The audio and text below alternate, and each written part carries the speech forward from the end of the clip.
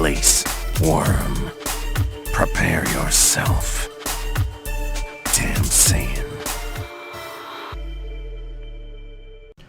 So I heard this and I was like, what? And so I had to go ahead and investigate for myself. I actually kind of rewinded the scene after watching the new episode of Dragon Ball Super in English. Yes, now, okay. The process is described in the written legends of Planet Namek.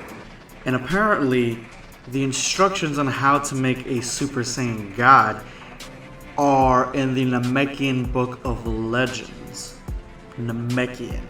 And first I thought, oh my god, they messed this up. They messed the voice work up. What they meant to say, what they meant to put on here was Planet Vegeta's Book of Legends or Book of Lore or Planet Vegeta lore or Saiyan lore. Anything like that. And so I was extremely interested and decided to find the scene online. Saw that I wasn't hearing things. So I decided to find the same scene in Japanese, and this is what it says.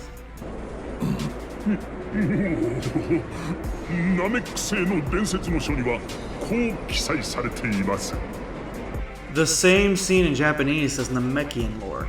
So I looked it up, and this is what I found. It's an actual thing. How did I not see this the first time I watched this, like over a year ago? It's called the Namekian Book of Legends. So the Namekian Book of Legends is a book mentioned by Shenron in Dragon Ball Super during the Battle of God Saga after being summoned by Goku.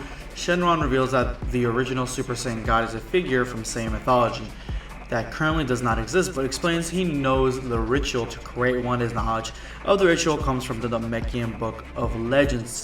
Despite being of Namekian origin, it is said to contain information on the Super Saiyan God and the ritual to become one.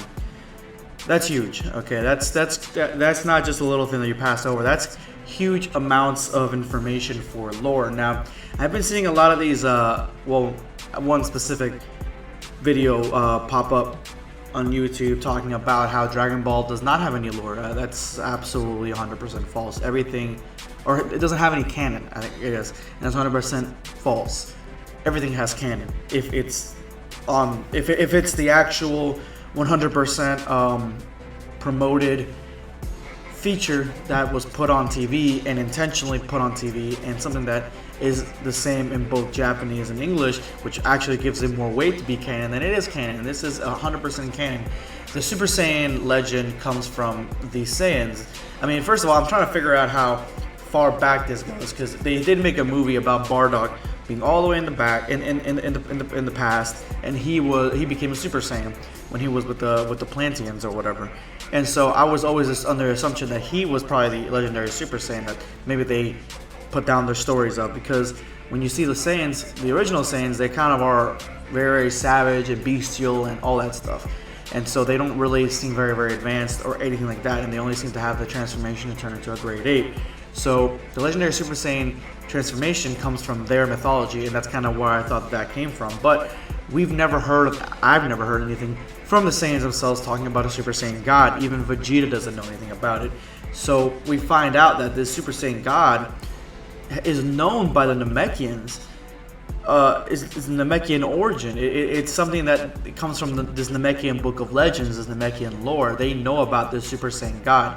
And I mean, it would make sense for Shenron to know about this, because he is, it wouldn't be too far of a stretch to think that he would know everything in at least in that universe, because he is essentially a deity that grants wishes. Essentially, I would put him in that category. He doesn't die, lives forever, all that stuff.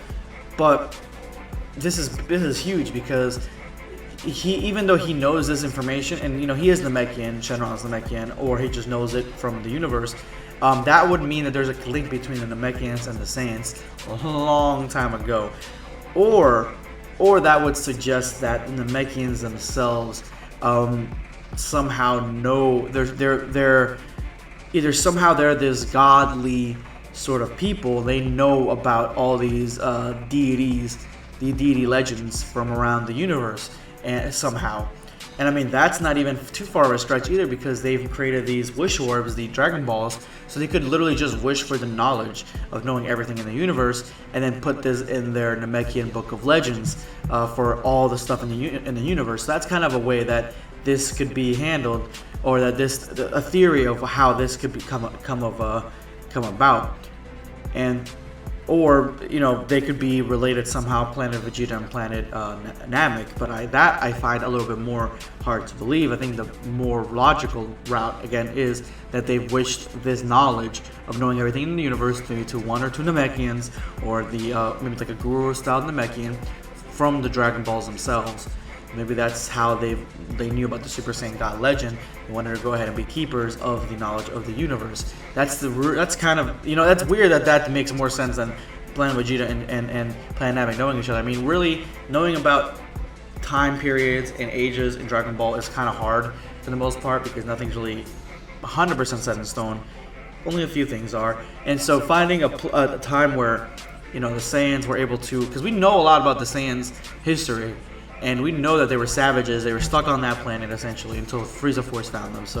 And then Frieza Force found Planet Namek afterward. They didn't know about Planet Namek. So you would think that if they would have known about it, they would try to, at some point buy it or sell it, I guess, and take it over and sell it. So, I doubt that the two planets known each other, two species known each other at all.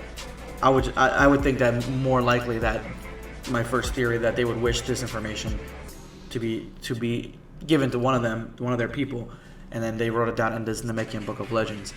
Anyway, I thought this was a very interesting kind of tidbit that maybe most people would have missed. I don't think I've seen anybody really cover this, and they might have, but I thought it was interesting. It threw me off when I watched the English version. It threw me off when I've seen this Japanese version again. And now that I know a little bit more about lore, everybody wins. Or now that we all know, everybody wins. Anyway, guys, thank you so much for watching. Drop me a like if you liked my video, and this is going to be Dragon Ball Black, signing off.